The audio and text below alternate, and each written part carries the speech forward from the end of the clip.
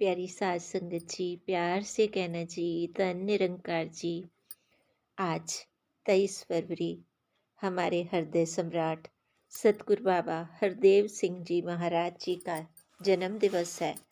आप सब संतों को बारंबार कोटिम कोटिम बार बधाई हो। संतों, सतगुरु बाबा जी के जो विचार थे, दासी आपके श्री चरणों में रखना चाहती है। सतगुरु बाबा जी सहज भाव में समझाया करते थे, माया के मोह का भाव है माया में खच्चित हो जाना, माया से जुड़े रहना। जो इंसान संसार में विचरते हुए भी माया में खच्चित नहीं होता, वह मोह माया से मुक्त होता है। ब्रह्मज्ञानी का जीवन ऐसा ही होता है। उसका जीवन जल में कमल की तरह होता है। गुरुदेव ने अपनी बात को और स्पष्ट करते हुए फरमाया, ये जितना दृश्यमान जगत है यह माया है। ये 5 तत्वों का बना हुआ है। हमारा शरीर भी इन्हीं 5 तत्वों का बना है। इसलिए शरीर और माया का गहरा संबंध है। जो इंसान अपने आप को शरीर समझ बैठता है, वह माया से जुड़ जाता है।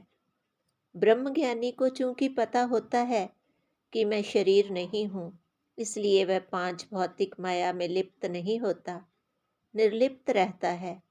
वह जानता है कि ये सारा जगत निरंकार दातार ने मेरे लिए बनाया है, मुझे जगत के लिए नहीं बनाया।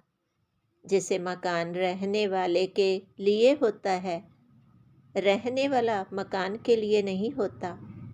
यदि रहने वाला खुद को मकान ही समझ बैठे तो सामान की टूट फूट से अवश्य परेशान होगा।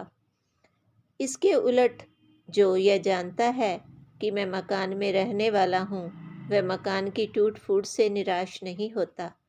ज़रूरत पड़े तो उसे ठीक करवा लेता है। अगर मकान बहुत खराब हो जाए तो उसे छोड़ देता है। मकान को वो रहने का साधन मात्र ही मानता है। उसके टूटने से अपने आप को टूटा हुआ नहीं समझता। उसका उस मकान से संबंध तो होता है, लेकिन मोह नहीं होता। इसी प्रकार ब्रह्मज्ञानी संसार से संबंध रखता है, परोपकार के काम भी करता है, लेकिन वह इसके मोह में नहीं फंसता। जो अपने निज स्वरूप को जान लेता है, निरंकार दातार को जान लेता है, वह माया में रहते हुए भी माया से निर्लिप्त ही रहता है। अब गुरुदेव सहज मुस्कान के साथ कहते हैं, क्योंकि हमारा विश्वास है कि अच्छे इंसानों से ही अच्छा समाज बनता है। धर्म ही हर इंसान को इंसान बनने की प्रेरणा देता है। धर्म ही सिखाता है कि कुछ और बनने से पहले इंसान बनो। इंसान ही इंसान के दुख दर्द को समझ सकता है, बांट सकता है। इसलिए अगर हम सभी कुछ और बनने से पहले केवल इंसान बने तो समाज की कायाकल्प हो सकती है।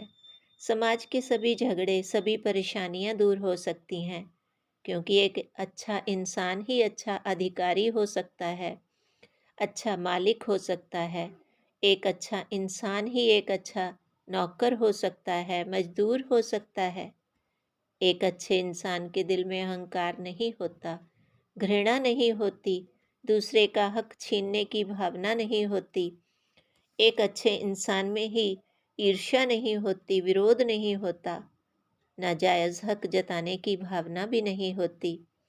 इसीलिए निरंकारी मिशन की वास्तविक जानकारी देकर ये मिशन अच्छे इंसान ही तो बना रहा है। संसार में साधनों की कोई कमी नहीं, लेकिन स्वार्थ, अहंकार, ईर्ष्या आदि के कारण हर इंसान इन साधनों से पूरा लाभ नहीं उठा पा रहा, जिसका नतीजा यह है कि समाज में नित्य नई समस्याएं खड़ी हो रही हैं, उपद्रव हो रहे हैं।